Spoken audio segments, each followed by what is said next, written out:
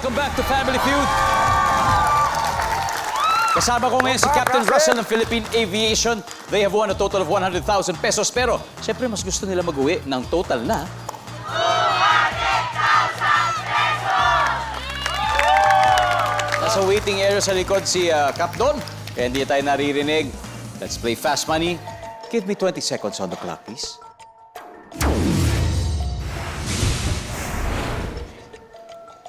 Good luck. Sa magdamag, ilang oras kaya ang tulog ng nanay na may 1-month-old na baby? Go. 1 hour. Bukod sa braso, bahagi ng katawan kung saan ka tinuturukan. Sa binti. Sino ang madalas kuning ninong o ninang? Kapitbahay. Name something na mabilis lumubog sa tubig. Bato. Lugar na identical o magkakatulad ang mga kwarto. Kondo. Let's go, Cap.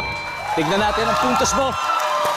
Sa magdamag, ilang oras natutulog ang nanay na may 1-month-old na baby? Ang sabi mo, 1 oras. Pero grabe with conviction yung pagkasabi mo based on experience ba yun? Yes, sir. Yan, opo. Based on May experience. baby ba kayo ngayon? Meron, sir. Oh, ilang buwan na ang baby nyo ngayon? 1 year old. 1 year old na, 1 year. pero ito yung nag-i-experience Yes, siguro. yes. Anyway, ang sabi mo, 1 hour. Ang sabi ng ating survey ay...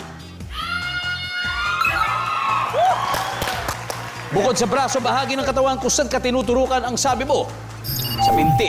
Ang sabi ng ating survey dyan ay... Yep. Sino ang madalas kuning ninong o ninang? Sabi mo, kapitbahay.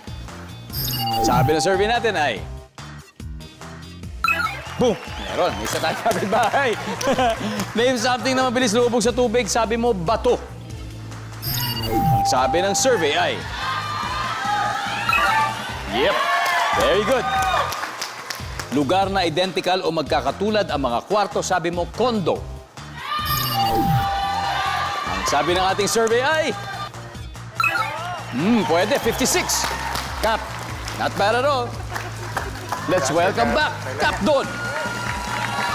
Sir, okay naman po tayo sa waiting area. Okay naman. Ito na.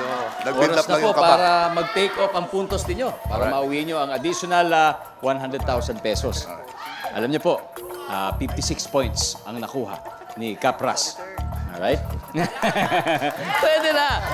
144 points ang kailangan natin para makuha natin ang ating gustong altitude. Diba? Ito na po. Makikita po ng mga viewers sa bahay ang sagot ni Cap Russell. Give me 25 seconds on the clock, please. Here we go. Sa magdamag, ilang oras kaya ang tulog ng nanay na may 1-month-old na baby? 2. Bukod sa braso, bahagi ng katawan kung saan ka tinuturukan.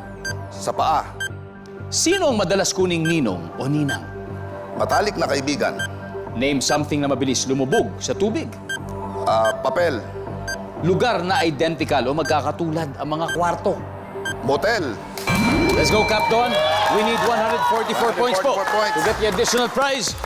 Sa magdamag, ilang oras kaya ang tulog ng nanay na may 1-month-old na baby? Sabi niyo, 2 oras. Sabi nating survey dyan ay... Ang top answer natin dito ay 3 hours. 3 3 hours. Okay. Bukod sa braso, bahagi ng katawan kung saan ka tinuturukan, ang sabi niyo sa paa. Ang sabi ng ating survey ay... Uy! Ang top answer ay hita. Kita. Hita. Hita. Iba pala sa binti. Anyway, sino ang madalas kuning ninong o ninang? Ang sabi niyo, matalik na kaibigan. Ang sabi ng survey ay... Boom! Yan ang top answer. Top answer. Name something na mabilis lumubog sa tubig. Ang sabi niyo, papel. Ang sabi ng survey natin ay... 2. Ang top answer natin dito ay... coins. O Coins. barya. Eto na, final. Lugar na identical o magkakatulad ang mga kwarto. Ang sabi niyo, motel. Ang sabi ng survey natin dyan ay... 15 points. Ang top answer ay hotel. Hotel. Very similar, but congratulations pa rin po. Nanalo kayo ng 100,000.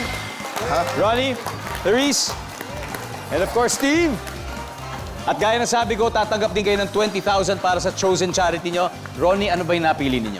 Of course, ang Ronnie Liang Project ni T Foundation. Ito po yung mga batang may lip and cleft palate.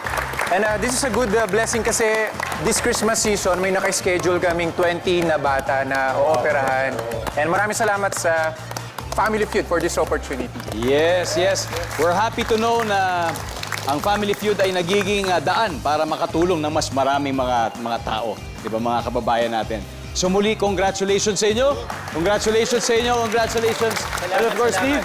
Salamat daw. Flying with you soon. Flying with you soon. Sana hindi ito yung una't huling pagkakataon. Hindi. Siyempre, kapuso. Of course, of course. Maraming salamat, guys. Muli, ako po si Ding Dong Dantes, araw-araw na maghahatid ng saya at papremyo.